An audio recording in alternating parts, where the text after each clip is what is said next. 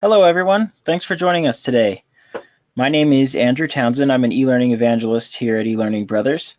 Today, our webinar is going to be about Storyline 3 Timesavers, and this webinar will be recorded. You can get a copy of this.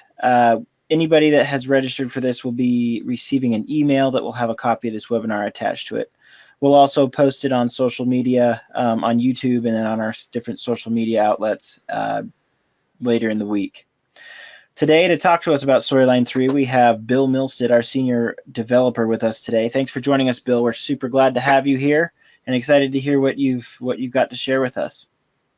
During the webinar, if anybody has any questions, we're going to be ready to answer those questions as we can in the questions panel. And I'll try to bring up some of those questions to Bill so that he can give you the answers that you're looking for. We'll get to as many of those as we can. If we can't get to your question, we will do our best to continue the conversation in the webinar recap that will be posted later this week. Also, just one of the things we like to do after the webinar is try to follow up as soon as possible. Sometimes it's just to get feedback. Most of the time, we would like to touch base and find out if anyone needs some one-on-one clarification about our webinar topics after the fact. So without further ado, I'll go ahead and turn the time over to you, Bill, and I will send the screen over to you as well. Sounds good.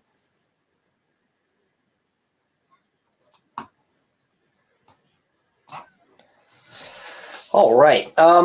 So as we talked about at the beginning of this, we're going to be talking about shortcuts and time savers in Storyline 3 today. I don't have any slides for you guys today. I'm just trying to keep this pretty informal and quick and easy.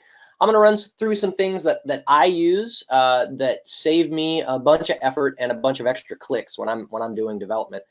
A lot of this stuff is kind of out there on the web. Articulate actually has put out a list of their shortcuts as well. So I'm really kind of just cobbled together a grouping of things that I find kind of the most useful for, at least for me, and then maybe we can have some discussion at the end of that. I've also got some just little tricks and time saver kind of tips that I'll cover after the hotkeys portion here. So without any more delay, I want to make sure you guys can see my screen. Andrew, we good over there? Yep, we see you. Cool. So on the left-hand side, then you guys should see a Word document, and on the right-hand side, you'll see actually one of the newer templates for Storyline that eLearning Brothers is developing right now. It's coming out in our styles. It's part of our jet black style that we're going to be making soon. So you guys are getting a bit of a preview with that as well today. And I'm going to use that just periodically as I'm walking through these. A lot of them I think we really don't even need to show, but some of them might benefit from it. So I'll bounce back and forth. Mostly I'm just going to be focusing on what I'm talking through over here on the left, okay? So shortcuts. I kind of did these in terms of order of usefulness for me personally rather. So apologies if this is a bit biased, but here we go. My personal most important shortcut hotkey coming out of Storyline is actually just, it's the custom hotkeys. So Storyline gives you the ability to create your own shortcuts based on what you do most often for anything that maybe doesn't already have one. The way I do, I use this, for example, for inserting audio. I put a lot of audio in and out to test things on courses. If I'm ever helping out with custom development that we have, here at eLearning Brothers, there's tons of audio in there. So I find myself needing to insert audio a ton. And obviously you can go to the insert panel, you can click audio, you can click, audio from file. You're a few clicks deep there, but instead I've just added a shortcut up here in my quick access toolbar. Now the way that you do that is basically you select what it is that you're looking to add a shortcut for, and you right click that, right? When you do, you'll see a add to quick access toolbar item. Now it's grayed out for me because I already have that, but let's say I wanted to do it with a text box. You click that, and then what it does is it actually ends up adding a little icon up here in the top bar, and your shortcut for that is going to be the Alt key on your PC plus a number, 1, 2, 3, 4, 5, etc. It'll start at 4, whatever you create. Alt 1, 2, and 3 here. I believe is how that works. I may be wrong, but definitely it'll start up with 4 on your own custom shortcut there. So for instance, rather than the multiple clicks, all I need to do when I want to bring in audio is I click Alt-4 and it brings up the last place that I put in a bunch of audio from, and I've saved myself some time. Similarly, I actually have Alt-5 on mine to bring up the player dialog prompt. Mostly because I'm not always on a ribbon where that's very quick and easy to access, right? I got to click here and then kind of scroll over where I'm at and then click player and get in there. And I personally just find it a little quicker and easier rather than having to hit a bunch of those clicks to just hit Alt-5 and it'll bring it up for me. And then I can go in and edit my player settings as needed, right? Okay. So that one's pretty self-explanatory. I know in the past I've used it when I was doing a lot of work for inserting videos, created an insert shortcut there. I'm sure there's a million different ways you could use that based on what your personal development workflow looks like. Okay, so onto the kind of built-in, out-of-the-box stuff. Start talking about some F keys here. All right, so your F keys have a bunch of different functions. F3, F4, and F5 are used to switch between slide view, right, master view, and feedback master view rapidly, right? So F3, slide view, F4, master view, and F5, feedback master view. Now, if you are like me and you do a ton of QA or pre-flight or something like that, this might actually be a series of keyboard shortcuts that you'll kind of grow to love. So like, right now this might be in a bit of an exaggerated scenario for you, but if you work with a development team and you're in charge of kind of going back and forth to double check, make sure that all of your pre-flight files have gotten all those feedback masters that aren't being used cleared out, or slide masters that you don't use cleared out, or whatever steps it is that you take before you go to publish, and you've got to get back in on those layers to make edits or adjustments or just double check things. There's a lot of clicking, and just being able to press those buttons very rapidly saves you time. I use them a ton. There's a quick question, Bill. Yeah, feel free. A quick question about the custom shortcut. Does it stay with all of your Articulate courses or just with the one you created it in? Yeah, so it does stay as a persistent Articulate shortcut. That said, it will occasionally drop off. I'm sure we've all noticed that Articulate occasionally has some quirky bugs. So you may see it disappear every once in a while, but it should be there, 99% of the time. If it does fall off, you just add it back in. All right, great, thanks. Yep. Okay, so moving on to some more F keys. These also being kind of up there in my group of favorites. We've got shortcut keys to publish, preview the project, preview a scene, and preview a slide, respectively, right? So if again you're like me and you do a lot of previewing or publishing your courses for testing, there's a lot of drop-down clicks that you can be doing, especially if you're going to be checking a scene or a slide repeatedly, right? You've made a small tweak, you need to check it. Go back, make a small tweak, check it. Small tweak, check it. That's a lot of tedious extra clicks. So I personally really am fond of these. Control F12, just pressed on my keyboard there. You'll see immediately just generates a preview without having to select that individual drop-down, and this generates for the slide, okay? Shift F12 previews your entire scene. F12 previews your entire project, and F10 brings up your publish dialog, okay? All right, there we go. Took a little bit on my machine there, but you can see where we're at, right? Now, okay. Any questions on those kind of simple F keys? No? We do have one question that they want to know, can you use either the keyboard command or use the buttons in the toolbar, or if you use one, you can't use the other? You can use both. No restrictions on any of that, right? It's basically going to the exact same place. If I hit F10, it is functionally the exact same thing as just pressing that button up in the toolbar. Just a quicker and easier way to get there to save you a few precious seconds, depending on what your development time looks like, right? Okay. All right, Any more questions? All right. Okay, so now into kind of more practical development stuff. A lot of that at the top there is workflow. Now what we're going to talk about are kind of time savers and keyboard shortcuts, or ways to fool with storyline in a way that'll save you, again, some precious seconds, but while you're actually building. So moving objects in storyline can sometimes be a bit of a pain. If you move them, obviously they are typically freeform. Now, if you move an object straight up in a path, you may or may not get it to go exactly where it was that you're looking for, because you can deviate by pixels. A very simple way to make sure that you can just move an object in a straight direction without it moving off of the up, down, left, right kind of axis that it's on is to hold down the Shift key while you move an object. So good example, I need to move these guys up at the same time, straight line to the top of this quote mark, hold down Shift to do it while I've got them all selected, and I move them directly up. Now, what that saves me doing is having to go in and double check that I've gotten that position correctly, right? By either right-clicking or accessing some size and position panes through or rather the size and position pane through a keyword shortcut I'll show you in the future. Again, it's just kind of compound clicks that you're saving yourself here.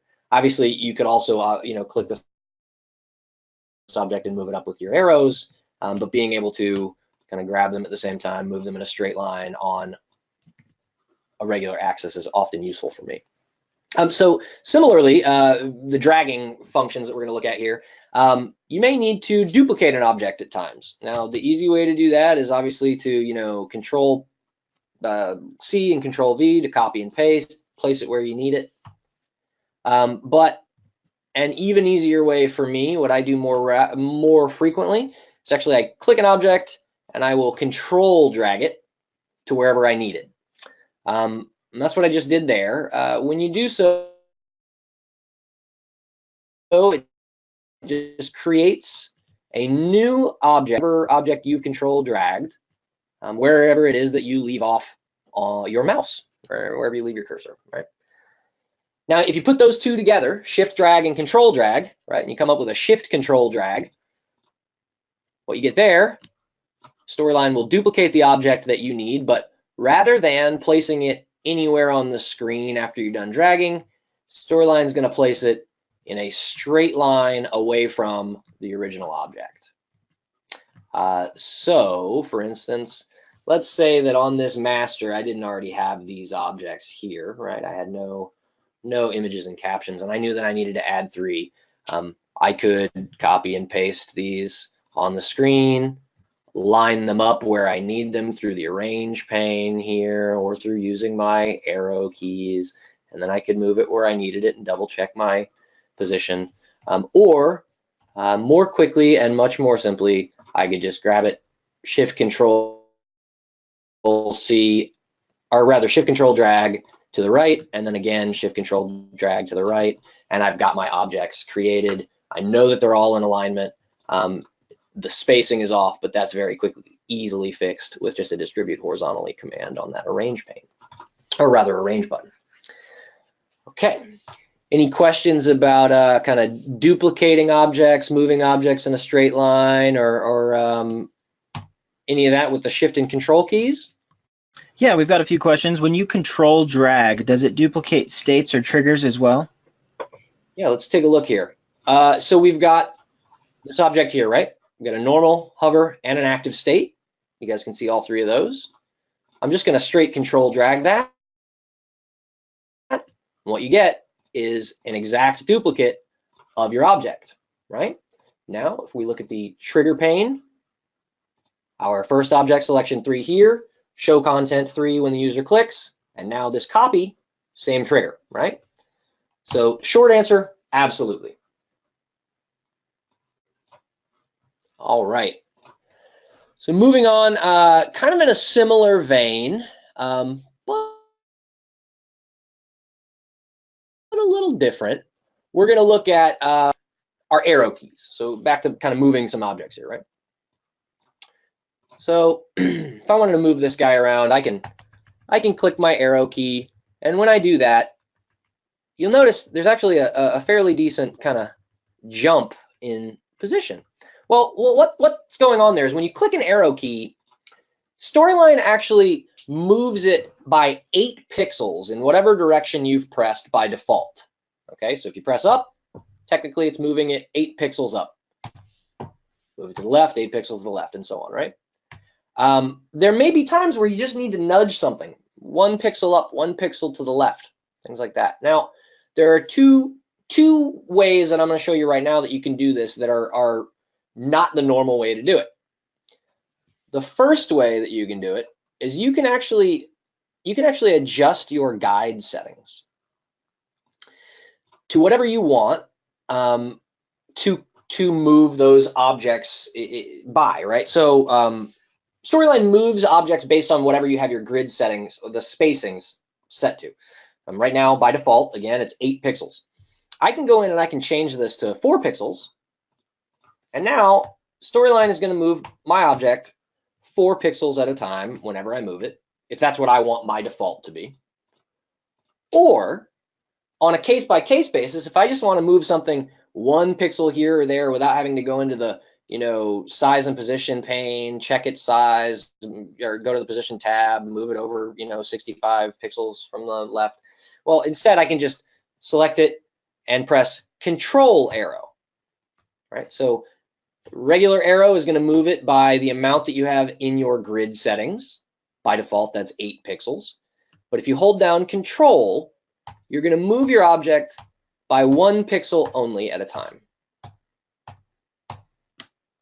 Now, I have a lot of times where I have to really finesse an object, right? So I zoom in here and I'll set up grids and guides, in when I'm developing a course, and I may at times realize, okay, you know what, this positioning of all 3 of those objects, even though it's technically in alignment and it's basically where I want everything to be, it's about a pixel or 2 off from where I want it to be. And again, rather than going into that position dialog box, I'll just hold down Control, click, click, 2 little presses, and I'm good to go. It saves me about 4 or 5 different steps or clicks in the process. Okay.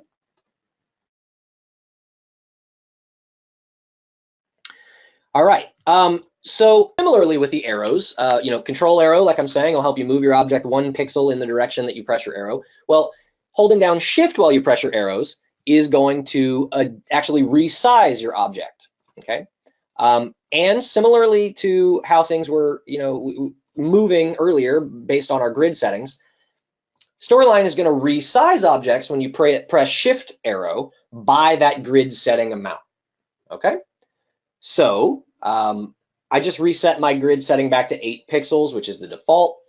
When I hold down Shift and left arrow on this object, Storyline resizes this object smaller by 8 pixels in terms of the width, right? Similarly, if I hold down Shift and I press down, it's actually going to make it larger by 8 pixels vertically. All right. Quick and easy thing to do with shapes, right? Now I show you that one. It's probably less useful for photographs because we've got to deal with keeping things in proportion, keep our aspect ratio correct, right? But when you're working with a shape and you got it on the screen, let's say you're trying to align up a shape here and you realize, you know what, I need to make this much smaller. Perhaps you're not a person who likes to deal with kind of the quirkiness of Storyline's dragging functionality, right? Where it aligns a little bit to the grid line, sometimes the line's a little bit off, it's just a little bit odd. Well, you can get a consistent result by using Shift and arrows. And similarly to when we're talking about control arrows moving things by 1 pixel, if you hold down Shift Control arrow, you can adjust the size of an object by 1 pixel in whatever direction you press your arrow key. So up is going to make it smaller, down is going to make it 1 pixel larger, right 1 pixel wider, and left 1 pixel smaller at a time. All right, so those are just kind of finesse commands for moving and reshaping objects on the screen. Again, dealing with the arrow keys and buttons there. Anybody have any questions about those? We've got 2 questions that have come up, not necessarily about finessing the items, but one wants to know, is there a difference between the duplicate that you showed us and copy and paste? So no, not particularly. And I'm actually, it's a good segue question, because I'm going to show you one that's kind of another version of that just in a second. But no, there's not really a difference there. It's just kind of a quicker way to access. Okay, and then one other question is, do these shortcuts apply to older versions of Storyline? Yeah, actually, most of these do. By and large, I can say that I've been using these since Storyline 2, definitely, and I'm pretty sure that most, if not all of these, apply to Storyline 1, but please don't quote me on that. It's been a while since I've been in that tool. All right, great, thanks. Okay. Okay, so actually looping back to that first question about, copying and pasting, if it's any different if you're kind of control dragging, right? So we saw what happens when we control drag in terms of our states and triggers. Same thing, right? Copy and paste this guy here. You've got states and triggers added.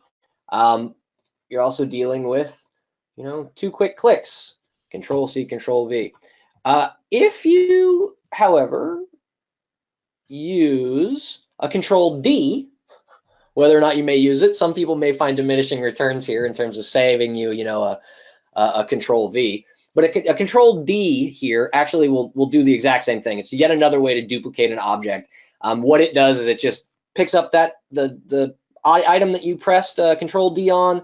It's going to drop it on top of that object, 8 pixels to the right and 8 pixels down, or whatever your grid setting happens to be based on your Storyline configuration. And again, same slide triggers. Same object triggers, same states, same everything in there. Yeah.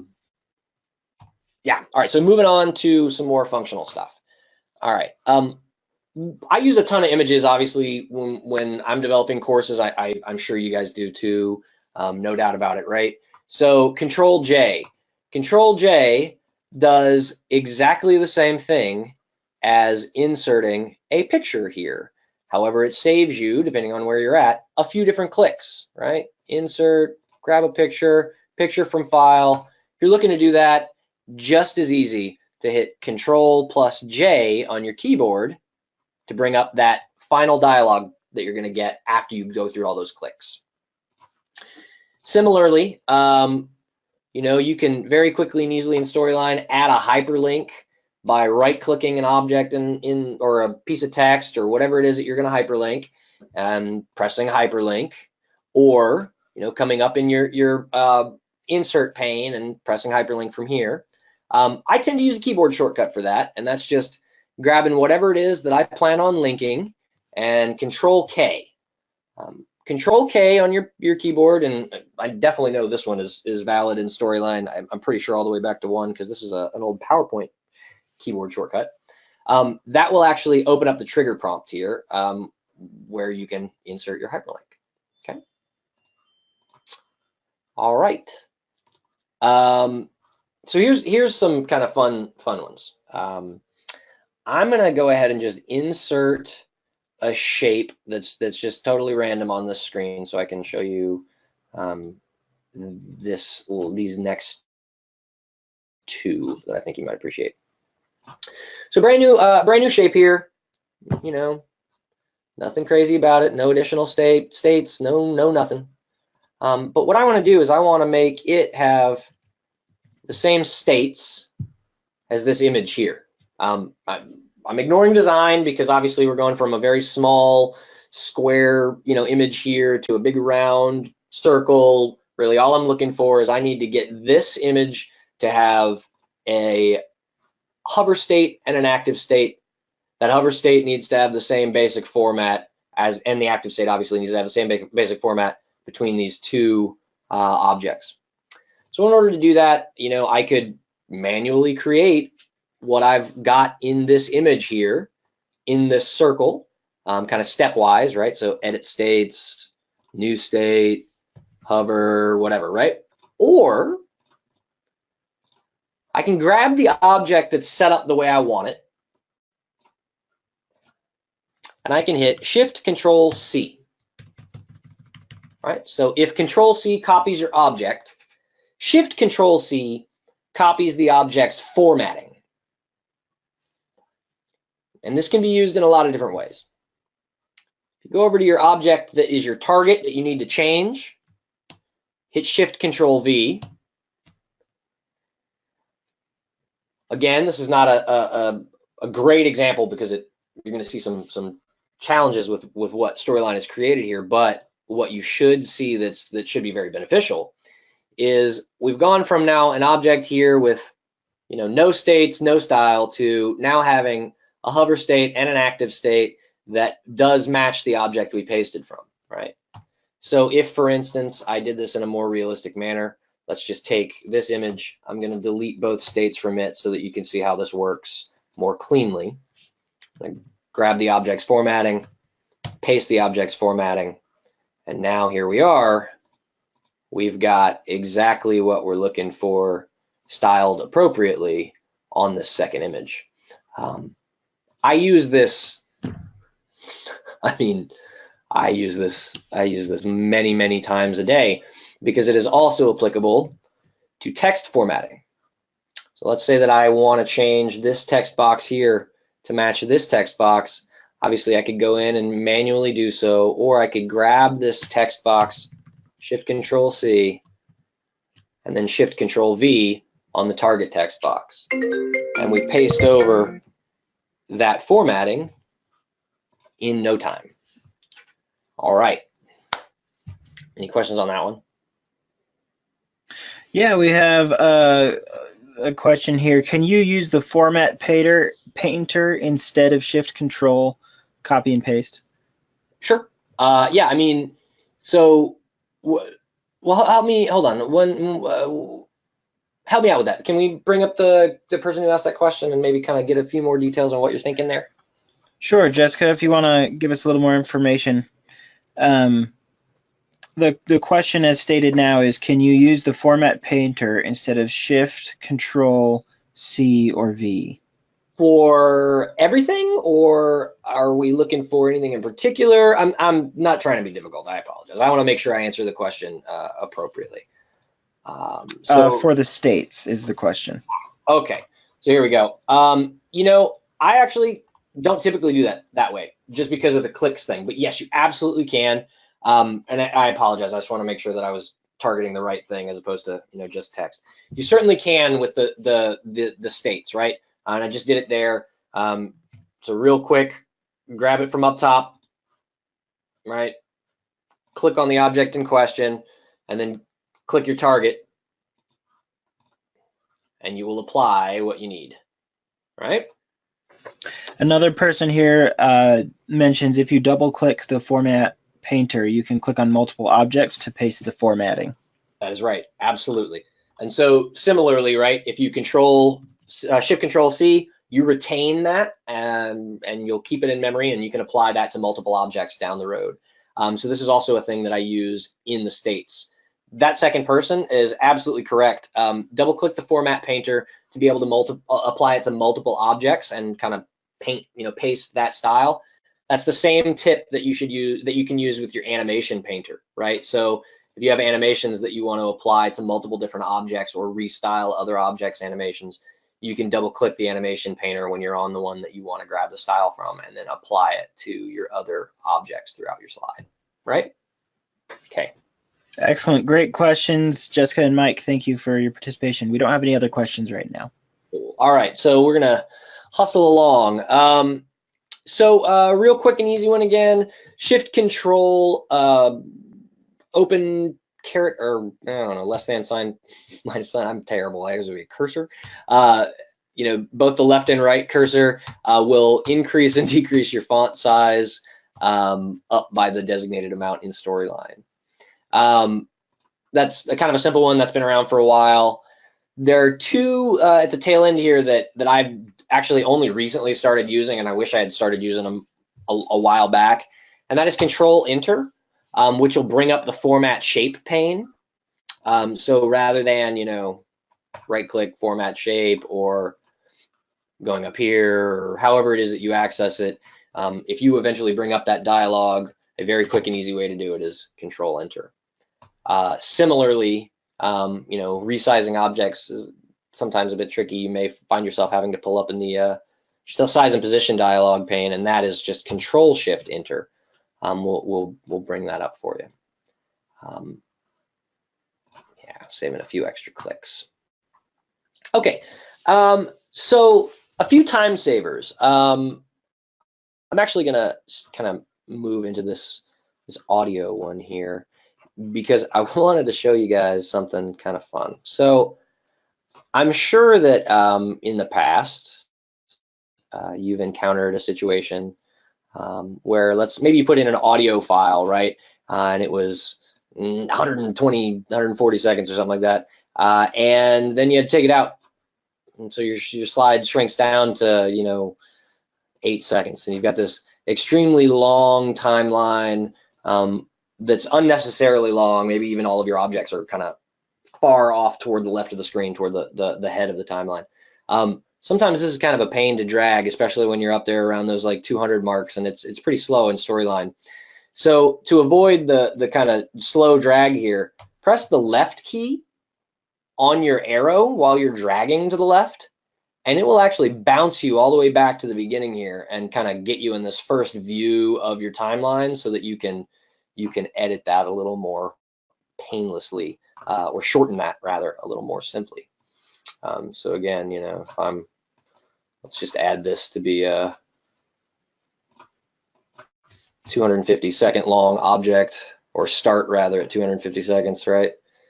Now I've deleted that thing. I've got this massive timeline that I no longer need. Rather than slowly drag, I can just press left once and bounce all the way to the top of that. All right. So, yeah, unlocking or undocking rather. Undocking actually is something that I use a lot, especially if I have a second monitor. I'll do this a lot. Yeah, again, not necessarily a hotkey or a shortcut per se, but a lot of the time in especially in custom development work, we try to make it painless for you guys as much as possible with templates, but it still adds up there too. You may end up in a situation with just page upon page of triggers here, and especially when you're kind of in the smaller view, I find that to be often a little difficult. So I'll actually undock this often and work when I'm on a second monitor. I'll just expand this as large as I can. It gets me a little bit of extra real estate so that it's easier for me to see and kind of deal with when I'm working with really large files. Similarly, you can also undock the timeline and expand that as much as you need. If you've got a very complicated project with a number of objects in the timeline, and you don't want to eat up a ton of real estate up here when you're editing your course so that you can keep everything zoomed in nicely, I'll actually undock that timeline and throw it over on another monitor if that's how I happen to be working at the time, to save myself some visual space, I suppose. Okay, this one is kind of a bit of a tricky one and fun. So, but also fun and useful, I think. So we all know that Storyline files, they crash, right? There's not an auto save in Storyline, but there is an auto recovery, okay?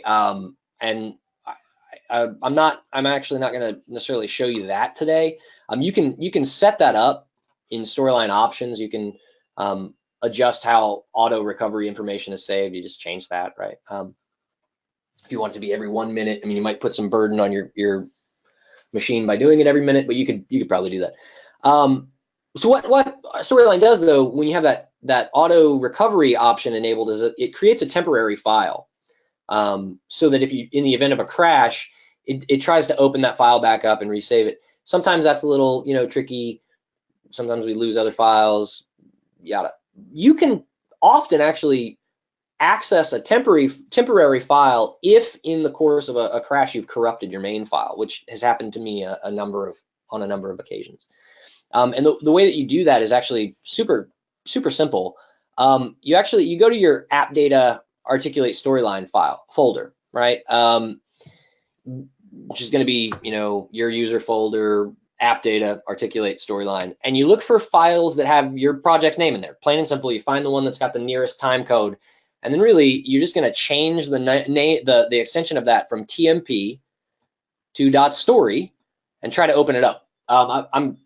This is really just kind of a toss in there. The other day I had this happen to me, and I had to go and access a temporary file manually that Storyline wasn't reading, and I was able to recover a project that I had worked on, and had lost about 10 minutes of pretty critical work on. So I thought I would include that here. Now, I don't have anything to show on that one, and it's a little tricky. So if there are any questions, I'll take a pause and ask. But if not, I'm going to blow through to 2 more things, and then we're done for the day, other than if there are any outstanding questions. You know what? For that one, if you can take some screenshots and show how to do that, we'll include that in the webinar recap later in the week. That's a great idea, Andrew. Perfect. All right. We do have a few questions, if you wouldn't mind taking some right now. Yes. One person wants to know if you could go over the left arrow. You said the caret or whatever, the left arrow shortcut again. Yeah. So if you grab your text in Storyline, right, and you need to make it bigger or smaller, you got your drop down here, right? You can go in and do it there, format, paragraph or font, however you want to handle it. Or you can highlight all the text or just a portion of the text that you need to imbiggen or smallin, and Shift, Control, and then the open cursors, right? So in between your M key and your question mark key, you've got comma and period. That's right. Yeah. Shift, Control, period will make it larger. Shift, Control, comma will make it smaller. Storyline references these by those cursor keys, I think, because it's an older PowerPoint keyboard shortcut. Yeah. So right now. All right, great. Another question is, your note on markers and timed items. Your note says that it will retime things. So if you've put in markers or timed items, does that all go away? Markers and timed items will retime things. I'm sorry, I'm not. Timeline. Sorry. Oh yeah. So if you've got like cues back, yeah, I see what you're saying. As you're dragging and moving past it, that's a great question. I'll be honest with you, I don't use a ton of cue points, but it should, I believe, retain them similar to if you're just dragging a standard timeline, right? Is that an answer you're hoping for there? Rachel, let me know if that answers your question, but we'll go on to another question here. How do you redock timelines or trigger panels or things that you've undocked? No problem. Okay, so you undock and redock using the same button. You see this looks like 2 little windows right here in the top corner. Same thing with your triggers pane. You click that to undock, and then your pane flies out. You re-click that button, and it'll redock it for you. Okay? All right. So if I can, I do want to show at least one more thing before I go, and there's a couple others that we might not get to. That's okay. I'm bringing up this one only because it's popped up a few times recently, and in some questions that I've seen come through, and in some help that we've had on some templates, and then on the custom side, I've seen this pop up a couple times, and it's like a super simple Storyline thing that I think a lot of people maybe just don't realize is there, and full disclosure, I didn't realize was there for quite a while. So, and this is a big time saver if you don't realize it's there. So sometimes you may be working in a template, right, where you have objects that you just don't want to be on the screen when you go to a new layer. So, in this slide, for instance, if we didn't have that kind of feedback box that was right there, we might want this text pane to disappear so we could float just a regular box of text in over top of it, right, and take its place. Well, I've seen a lot of folks lately do that with triggers, and that's a totally valid way to do it, right? So if you click on this button, either at that point it hides this text box, or when you open this layer, it hides this text box on the base layer, etc., or whatever it is that you're trying to change. And that's a totally valid way to do it, but it's a lot of extra steps. And so this last thing I want to show you guys is if you're not familiar, and if you are, I apologize for wasting your time, but good for you for using it. There's this little base layer twirl down on every layer that you access on Storyline, right? You can use that to selectively control what shows up on the base layer for each of these layers that pop up, right? So what I mean by that is, like, if when you open content layer 1, you don't want the subtitle to appear, but you do want it there on content 2. Let me just turn this stuff off again, right? You see here. But instead on content 2, you don't want, I don't know, one of these images to show up. Well, instead of setting up triggers for each one of those, all you actually have to do is access your layer, hit this twirl down here, and then turn off the objects on the base layer that you no longer want to show once you've popped a second layer in Storyline. That's specific to the individual layer, so you have to do it on each layer just like you would with triggers. And once you go back to the layer, the baseline, or once you go back to the base layer, those objects will turn back on. So it's not persistent in the way that triggers would be.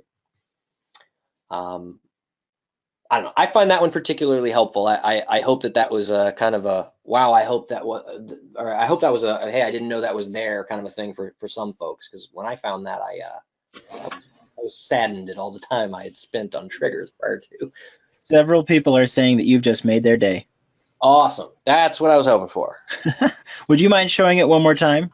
Definitely. Definitely. Okay, so we're on layer 1 here. All right, base layer. We got all of our main objects. I go up to content 1. Right now on content 1, I've turned off all of the stuff on content 1 so that all you see is what's on our base layer, okay? See this base layer text down here has got a little twirl down to the left of it. I click that and it drops down. And now I can see everything that was on my base layer. I can then selectively target whatever I want to do on that base layer for this particular pop-up layer. If I want to turn it all off, I can. Excellent. Thank you. Absolutely. All right. Well, I think we ran a little longer than I was expecting. If there are additional questions, we can cover those, or otherwise, I think I'm probably good to wrap it up here. We've got one more question about the auto recovery. Okay. Yeah. They want to know if you can use that trick if you haven't saved your project at least once prior, or if you have to save it at least once for it to start tracking the temporary files. Man, that's a great question. Wow. So, you know, I would imagine that it would save a temporary file of an untitled project, like if you've just created from scratch. But to be safe, I mean, I would just, we can. I'll certainly test it, and maybe when we put up the webinar thing, I can try to answer that. The webinar follow-up, I can try to answer that question for you. But to be safe, honestly, I wouldn't trust it. I would just create that project, go ahead and title it, save it out the moment you create it, and then you're going ahead and starting that auto recovery off right. You know it's going to be titled, so you know what to look for, and it's there and ready for you. Then there's no gaps, right? One other question that just came in: are you creating a new layer when you turn off visibility of the base layer? When you're doing that last trick you showed us, when you turn off the visibility, are you creating a new layer? So yeah, okay. So in this context, I'm not creating one, but yeah, you do have to be on a new layer. So I'll actually show it to you through creating a new layer if that would help. The 3 that I was showing were 3 that were already in the file. So like if you pick up any Articulate demo file that has multiple layers, go to another layer on that file, you can do what I was just showing you. But like, let's say I just create a brand new layer that has nothing in it whatsoever. You'll still see that base layer twirl down there, right? The trick is that, yeah, this trick is really only applicable to those layers on top of that base layer, if that makes sense. All right, great. We have one other question that just came in. It's a great question. If you have 2 storyline files open at the same time, would the control drag transfer to the other file? Can you transfer from file to file?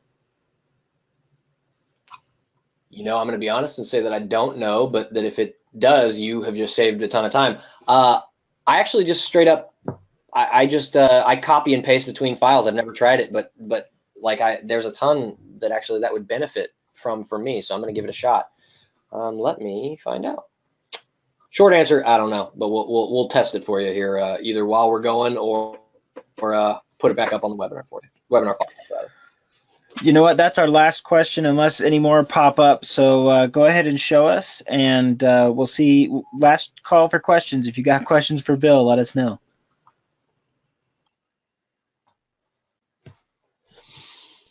Okay.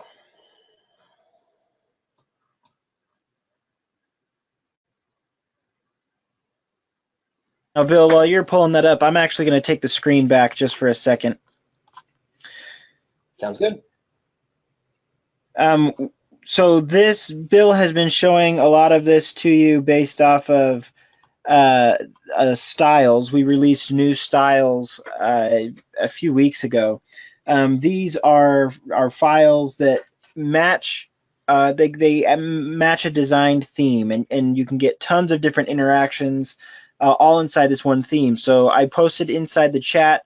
On the eLearningBrothers.com blog, we did a webinar about this, introducing these. So go and check those out. A lot of this work has already been done for you, and it's all organized by style. So it's ready to have, ready for you to use individual pieces, individual styles within your project. So if you want to see more about those, you can schedule a free demo. You can give a call to the number that's on the screen, 801-796-2767. As always, you can send an email to info@elearningbrothers.com, or just check out elearningbrothers.com and look at our blog and look at our other items there. Bill, do you have some feedback for us? Oh yeah, just that actually wasn't working, shifting or control dragging between projects. So I think you'll have to probably copy and paste. And format copy paste typically does work. Okay. Another question is, do these tricks, so we talked about going back to Storyline 2, do these work in Storyline 360 as well? Do you know? Absolutely should. Yeah. The vast majority of them do. The only reason I say should is because the 3 and 360 split has started to deviate a little bit, and I'm always a little conservative about what I tell folks. Definitely works in 360, but yeah, I've seen no problems with these so far at all. Okay. Is there a way to copy and paste an object so it's exactly aligned on top of the original? I bet you could hack it. So think back to those grid settings. If you were to set that grid setting to like 1, or maybe, I don't know if it would have let you set it to 0 pixels.